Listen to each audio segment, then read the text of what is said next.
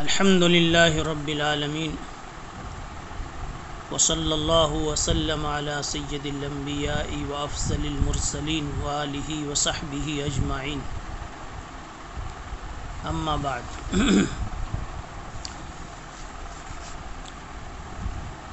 اس سے پہلے کے درس میں باب ما جاء فی اکل الضبع کے عنوان کے تحت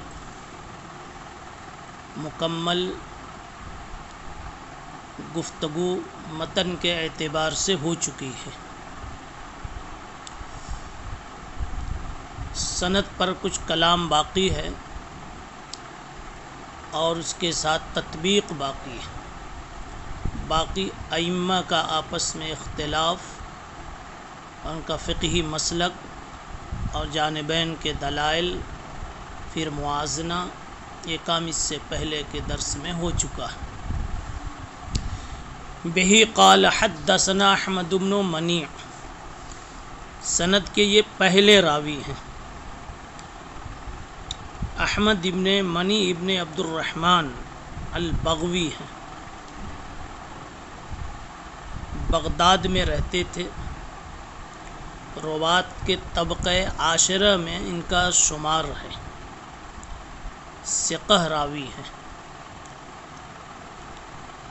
قال حدثنا اسماعیل ابن ابراہیم، یہ اسماعیل ابن ابراہیم ابن مقسم الاسدی القرشی ہیں، یہ بڑے مشہور راوی ہیں، مگر اس نام سے عموماً یاد نہیں کیے جاتے، اس لیے غیر مشہور ہو گئے۔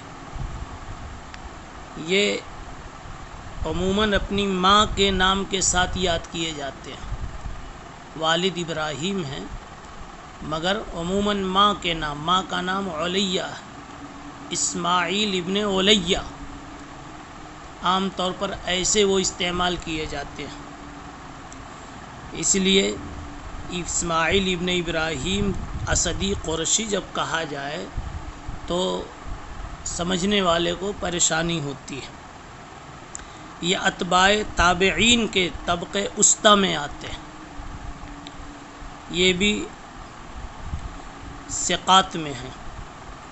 ان کے اساتذہ میں ایوب سختیانی، حمید الطویل، عاصم احول، عبدالعزیز ابن صہیب جیسے محدثین ان کے اساتذہ میں ہیں، اور ان کے شاگردوں میں امام احمد ابن حنبل، اسحاق ابن راہویہ، علی ابن حجر اور ابراہیم ابن طہمان وغیرہ ہیں۔ شعبہ ابن جریج نے بھی ان سے روایتیں لی ہیں، مگر یہ دونوں حضرات ان کے اساتذہ میں بھی شمار ہوتے ہیں۔ حضرت شعبہ نے اسماعیل ابن علیہ کے بارے میں فرمایا کہ ہوا ریحانۃ الفقہاء و سید المحدثین،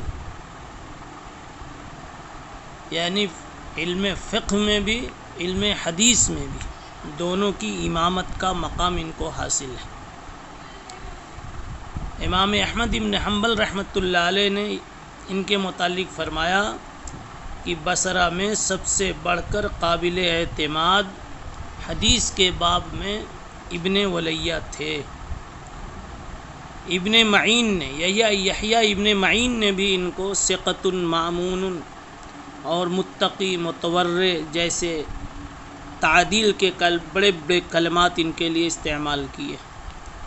سن 110 میں ان کی ولادت ہوئی اور 193 یا 94 میں ان کی وفات ہے۔ اب دیکھتے چلیے ابن جریج ہیں، اگلا نام عبد الملک ابن عبدالعزیز، عبد الملک ابن جریج،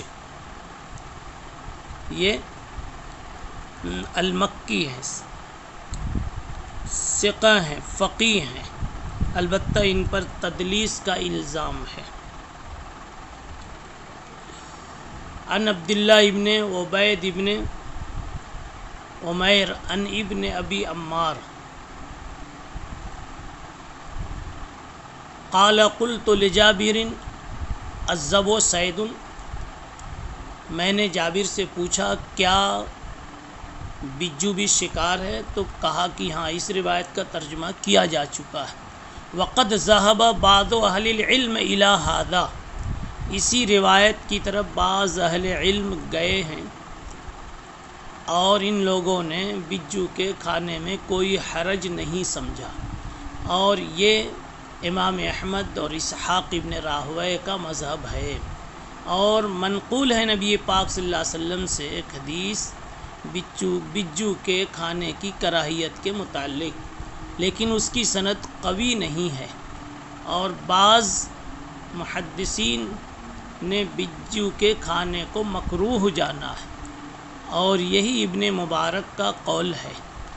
یحییٰ ابن قطان نے فرمایا اور جریر ابن حازم نے کہا، یحییٰ ابن قطان نے کہا کہ اور جریر ابن حازم نے اس حدیث کو عبداللہ ابن عبید ابن عمیر سے بھی لیا، اور انہوں نے ابن ابی عمار سے، انہوں نے حضرت جابر سے، یعنی یہ جو روایت اوپر گزری ہے اس کی ایک دوسری سند یہ بیان کر دی کہ اس روایت کو جریر ابن حازم نے نقل کیا عبداللہ ابن عبید سے۔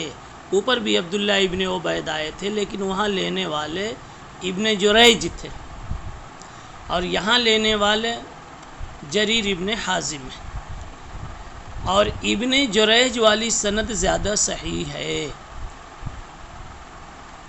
بہی قال حدثنا، یعنی جو متن میں پہلے نمبر پر جو سند پیش کی حضرت نے وہی زیادہ صحیح ہے۔ بہی قال حدثنا حناد قال حدثنا ابو معاویہ ان اسماعیل ابن مسلم ان عبد الکریم ابن امیہ ان حبان ابن جز ان اخیہ خزیمۃ ابن جز قال سألت رسول اللہ صلی اللہ علیہ وسلم،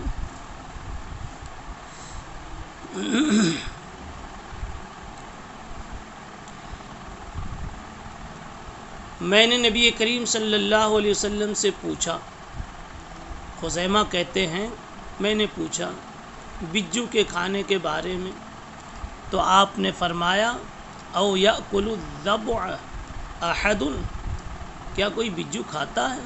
اور میں نے پوچھا بھیڑیے کے بارے میں، تو آپ نے فرمایا کیا کوئی بھیڑیا کھاتا ہے جس میں خیر ہو؟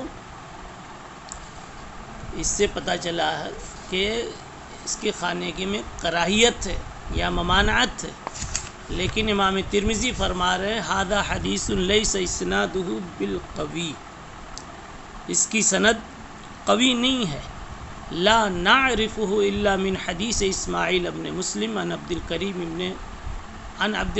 ابن ابی امیہ عن عبد الکریم ابی امیہ، کہا کہ ہم اس حدیث کو نہیں جانتے مگر اسماعیل ابن مسلم کی سند سے، اور وہ لے رہے ہیں عبد الکریم ابی امیہ سے، اور بعض محدثین نے کلام کیا ہے اسماعیل کے بارے میں بھی اور عبد الکریم ابو امیہ کے بارے میں بھی، یعنی سند میں کلام کیا ہے۔ چنانچہ علامہ ابن حزم نے اسماعیل ابن مسلم کو ضعیف کہا، یعنی آپ سے کوئی پوچھے کیا کلام کیا ہے تو ابن حزم نے اسماعیل کو ضعیف بتایا، عبد الکریم کو ساقط الاعتبار کہا ہے، بلکہ انہوں نے تو حبان ابن جز کو بھی مجہول قرار دیا۔ اسی طرح حافظ نے، یعنی حافظ ابن حجر عسقلانی نے بھی تقریب میں اسماعیل ابن مسلم کو ضعیف کہا ہے۔ نیز آپ سمجھیں ایوب سختیانی، یحییٰ ابن سعید القطان، ابن مہدی، امام احمد ابن حنبل، امام نسائی، دارقطنی نے بھی ان کی تضعیف کی ہے۔ ان حضرات نے تمام محدثین نے ضعیف کہا ہے، مگر صحیح یہ ہے کہ روایت قابل استدلال ہے، اور امام ترمذی وغیرہ کا اس روایت پر گفتگو کرنا محل کلام ہے، محل نظر ہے۔ چنانچہ ابن حبان ابن جزء کے بارے میں موقولہ نے فرمایا کہ وہ صحابی ہیں. اگر صحابی ہیں تو وہ تو جرح سے بالا تر ہیں. نیز حافظ ابن حجر نے ان کو تقریب میں صدوق من الثالثہ لکھا ہے. تو جب اس قسم کے الفاظ ہیں لہذا تو یہ حدیث قابل احتجاج ہوئی. اور اسماعیل ابن مسلم کو یحییٰ ابن معین نے ثقہ قرار دیا. عمر ابن علی نے بھی صدوق قرار دیا. ابن عدی کہتے ہیں یکتب احادیث، اس کی حدیثیں لکھی جائیں گی. پتہ کیا چلا اسماعیل ابن مسلم مکی کو کہنے والوں نے ضعیف بھی کہا، کہنے والوں نے ثقہ بھی کہا. اب ایک نام رہ گیا عبد الکریم ابن ابی المخارق. یہ امام ابو حنیفہ کے اساتذہ میں ہیں اور امام مالک نے بھی ان سے کئی روایتیں لی ہیں موطا میں. اب موطا کے رجالین صحیح ہیں. موطا کے جو رجال ہیں، راویان ہیں، وہ صحیحین کے راویوں کے برابر ہوتے ہیں.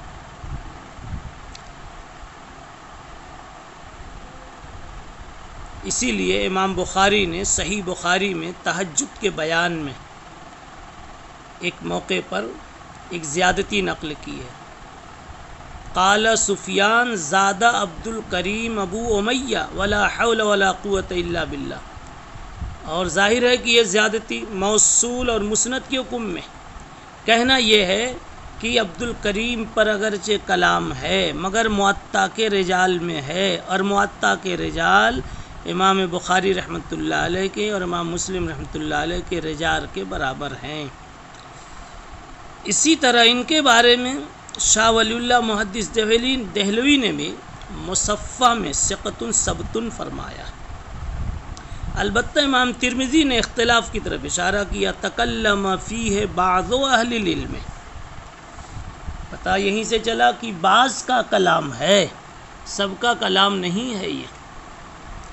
لہذا دوسرے بعض نے ان کی توثیق بھی کی ہے. اور علامہ عینی نے بنایا میں یہ لکھا ہے کہ بعض کا توثیق کرنا احتجاج کے لیے کافی ہے، ورنہ نفس جرح سے تو کوئی بھی راوی، کوئی بھی محدث خالی نہیں ہے. حتیٰ کہ امام بخاری، امام مسلم کے بارے میں بھی لوگوں نے کلام کیا ہے. تو یہ فرمایا کہ ہوا عبد الکریم ابن قیس ابن ابی المخارق و عبد الکریم ابن مالک الجزری ثقہ.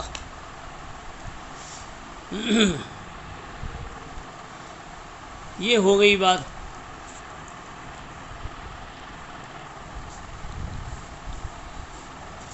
اب اگلا باب آپ کے سامنے باب ما جاء فی اکل لحوم الخیل کا ہے. خیل کا لفظ گھوڑوں کے لیے بولا جاتا ہے.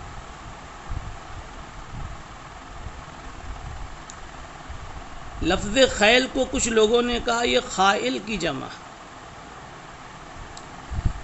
اور اس کو خیل اس لیے کہتے ہیں کہ خائل کے معنی آتے ہیں مٹک مٹک کر، جھوم کر، اترا کر چلنا، چلنے والا.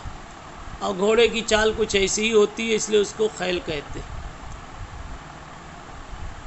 کچھ لوگ کہتے ہیں یہ ان کلمات کی قبیل سے ہے جن جو جمع کے معنی میں ہے لیکن اس لفظ سے کوئی واحد ان کا نہیں آتا، جیسے قوم، رہتن، نفرن، ان کا کوئی واحد نہیں آتا.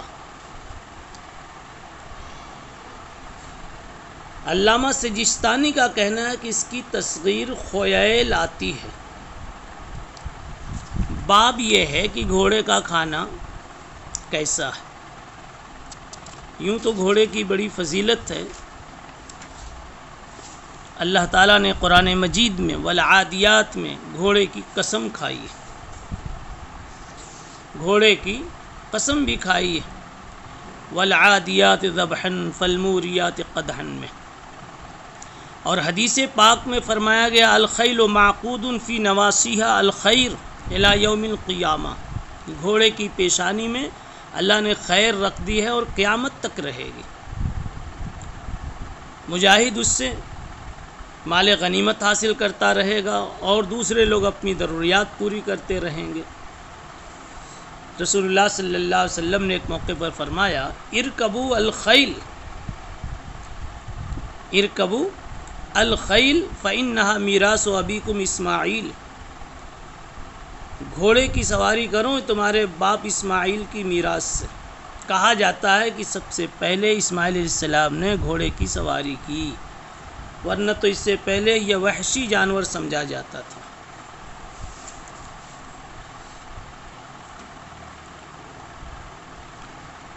گھوڑے کا شرع حکم کیا ہے؟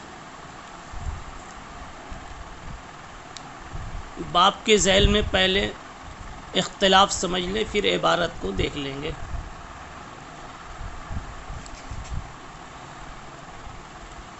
ائمہ اربعہ کے درمیان تھوڑا سا اختلاف ہے۔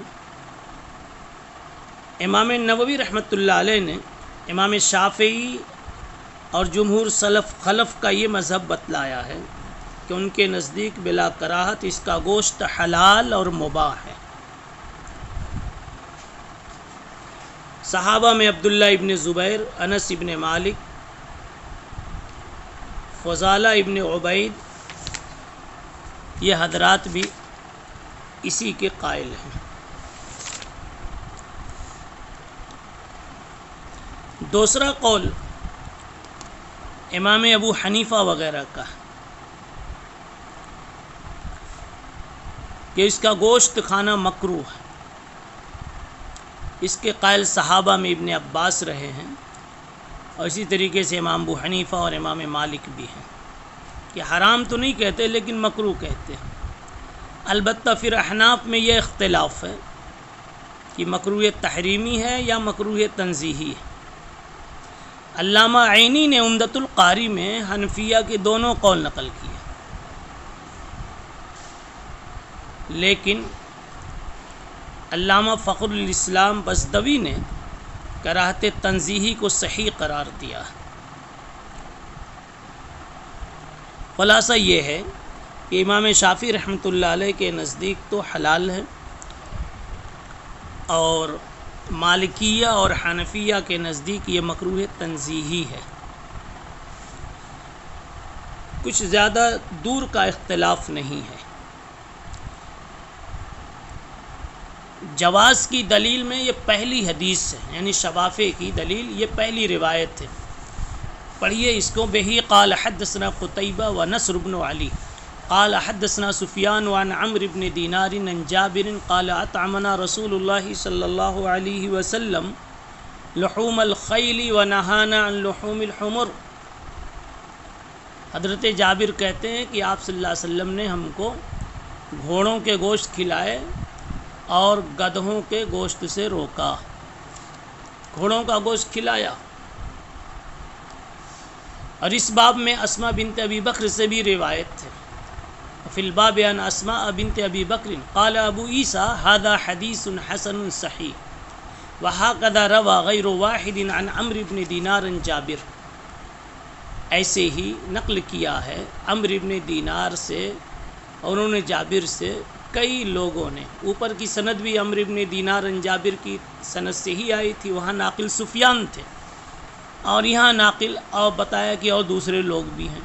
وَرَوَاهُ حماد بن زید عن عمرو بن دینار عن محمد بن علی عن جابر۔ کہ حماد بن زید نے عمرو بن دینار سے لیا، لیکن یہاں جابر سے ڈائریکٹ نہیں عمرو لے رہے ہیں، محمد ابن علی کا واسطہ ہے۔ اور ابن عیینہ کی روایت زیادہ صحیح ہے، اور روایت تو ابن عیینہ کہاں ہے؟ پہلی سطر میں جو سفیان کا لفظ ہے وہی سفیان ابن عیینہ، یہ زیادہ صحیح ہے۔ اور میں نے سنا محمد ابن اسماعیل بخاری کو کہتے ہوئے کہ سفیان ابن عیینہ زیادہ حافظے والے ہیں حماد ابن زید کے مقابلے میں۔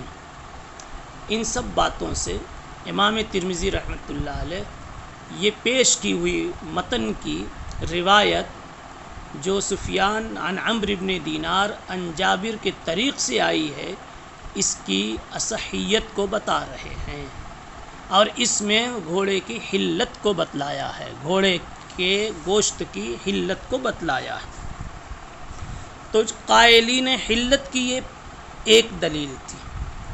ان کی دوسری دلیل بخاری شریف میں ہے کہ اسماء بنت ابی بکر نے کہا نہرنا فرسن علی عہد رسول اللہ صلی اللہ علیہ وسلم فاکلناها نحن واہل بیتہ، نبی پاک صلی اللہ علیہ وسلم کے زمانے میں ہم نے اونٹ ذبح کیا، ہم نے بھی کھایا، آپ صلی اللہ علیہ وسلم کے گھر والے بھی کھائے۔ ایسی ان کی اور بھی ہے کہ ہم نے سفر میں نبی پاک صلی اللہ علیہ وسلم کے ساتھ ہم تھے تو ہم نے گھوڑوں کے گوشت کھائے، اس کے دودھ پیے۔ اسی طریقے سے دارقطنی میں بھی روایت ہے۔ حافظ ابن حجر نے ایک روایت نقل کی ہے، مضبوط روایت، کہ رسول اللہ صلی اللہ علیہ وسلم نے حمر اہلیہ سے تو روکا لیکن لحوم خیل کا حکم دیا۔ اب ان تمام روایتوں کو سامنے رکھ کر کے حسن بصری کہتے ہیں کہ ان روایات سے جواز تو نکلتا ہے، لیکن مغازی میں چونکہ ان کا استعمال ہوتا ہے اس وجہ سے کراہت کی باتیں بھی منقول ہیں۔ اب جو حضرات اس کو ممنوع یا مکروہ کہتے ہیں ان کی دلیل خالد ابن ولید کی ایک روایت ہے کہ رہا رسول اللہ صلی اللہ علیہ وسلم عن اکل لحوم الخیل والبغال والحمیر۔ خالد ابن ولید کی یہ حدیث نسائی، ابن ماجہ، ابو داؤد وغیرہ میں ہے، اور امام ابو داؤد نے اس کو لکھنے کے بعد سکوت اختیار کیا۔ اس سے تو پتہ چلا آپ صلی اللہ علیہ وسلم نے منع فرمایا۔ دوسری روایت حضرت جابر کی ہے کہ خیبر کے موقع پر لوگوں کو سخت بھوک لگی تو فَأَخَذُوا الْحُمْرَ الْأَحْلِيَّ فَذَبَحُوهَا، لوگ گدھوں کو کھانے لگے ذبح کر کے، تو آپ صلی اللہ علیہ وسلم نے حرام کر دیا گدھوں کے، پالتو گدھوں کے گوشت کو بھی اور گھوڑوں کے گوشت کو بھی۔ ایک اور روایت ہے مقدام ابن مادی قریب سے ابن ماجہ اور ابو داؤد میں کہ ان النبی صلی اللہ علیہ وسلم حرم علیکم الحمار الاہلی وخیلہا۔ مختصر یہ ہے کہ روایتیں دونوں طرح کی ہیں، یہاں تو ایک ہی روایت امام ترمذی رحمۃ اللہ علیہ نے پیش کی ہے، لیکن روایتیں دونوں طرح کی ہیں۔ تو اب اس کا جواب یہی ہے کہ اصل میں حضرت نے جو ممانعت فرمائی ہے وہ اس لیے کہ مغازی میں ان جانوروں کا استعمال ہوتا ہے، کھانے کی اجازت ہو جائے گی تو پھر تکلیف آ سکتی ہے مغازی کے اسباب کے اعتبار سے۔ سبحان اللہ بحمدہ، سبحان اللہ العظیم۔